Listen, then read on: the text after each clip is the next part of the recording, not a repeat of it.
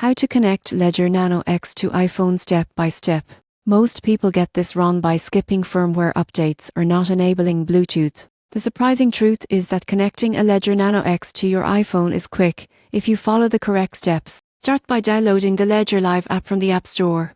Open the app and select Get Started, then choose Ledger Nano X as your device. Make sure your Ledger Nano X is fully charged and Bluetooth is turned on. You won't believe how simple it is once everything is ready. Next, press both buttons on the Nano X to unlock it and access the dashboard. On the app, tap Connect via Bluetooth. The app will search for nearby devices. Select your Ledger Nano X when it appears. Confirm the pairing on your device by pressing both buttons simultaneously. Once connected, the app may prompt you to update the firmware. Follow on-screen instructions carefully.